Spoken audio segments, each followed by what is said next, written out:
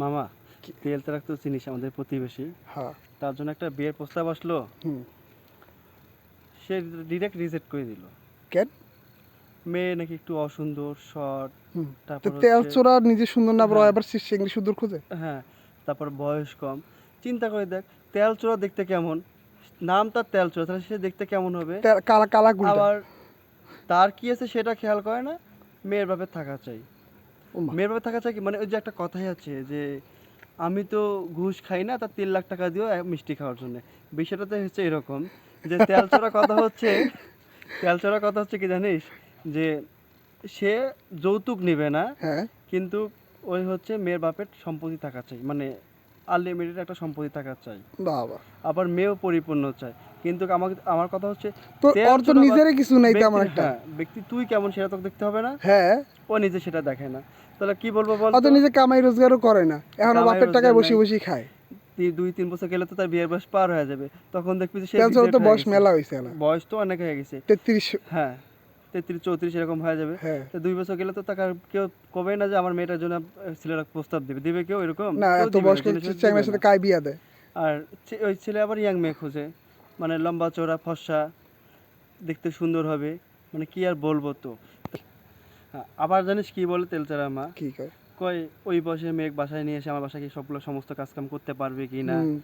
এইগুলা বলে। চিন্তা করে দেখ তার মেন্টালিটি কি ধরনের প্রবলেমটা আছে, আমি কিন্তু বুঝে আসি না। মানে মানে ওই মেয়েকে না বাড়ির কাজের লোক বানাইবে? কাজের লোক বানাবে, বাসায় যেন সব ধরনের কাজকাম করতে পারে, এরকম চিন্তা ভাবনা।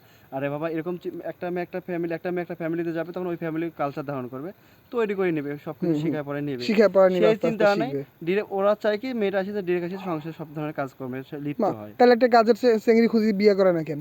সেটাই তো আমারও কথা। তো আমি এবার কিন্তু যখন শুনলাম, তো আমি বললাম এই জীবনে তোর আর বিয়ে হবে না তেলচোরা, তোর বিয়ে হবে না, তুই তেলচোরাই থাকি যাবি।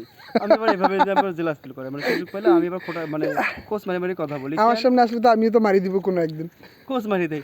আমি চিন্তা করি পাই না যে একটা মেয়ে তো একটা নতুন সংসারে যাবে, তাদের সব কিছু কালচার ধারণ করে চলাফেরা করবে, তৈরি করে নিতে হবে। ওরা তৈরি না করার চিন্তা ভাবনা করে, ওরা ডাইরেক্ট মেয়ে আসে মানে সংসার আসি, সংসার হাল ধরবে। তাহলে তুইরা ইয়াং, মানে তেলচোরা বাপ মা ইয়াং, ওরা কি কাজ করবে? ওরা কি ভাইপোর পাতুলি দেখাবে? আবার এদিকে মেয়ের কয় যে ওই কি যৌতুক নেবে না, কিন্তু মেয়ের বাপের সবকিছু থাকাচ্ছে, অত সম্পদ তো ওর থাকাচ্ছে। চেহারাও তো অত ভালো না, আবার এত আবার খুঁজে। তেলচোরা এরকমই, বুঝছিস? নাম শুনে বুঝছিস না, তেলচোরা। আর কি বলবো বল? তা আমি আর মানুষের নিয়ে এভাবে গিবত করতে চাই না, কারণ নিজের রুচিতে লাগে।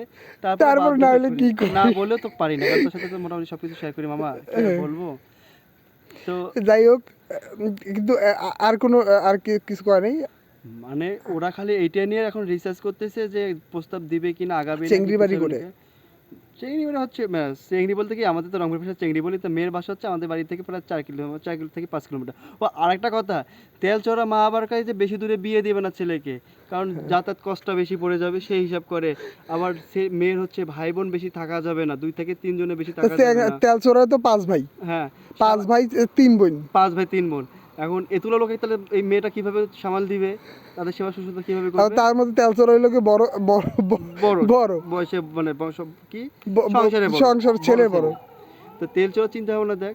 আবার তেল চোরা কয় কি যে এতগুলো ছেলে মেয়ে থাকলে, সালাশালি থাকলে তাদের খরচপাতি দিতে হবে কম বেশি।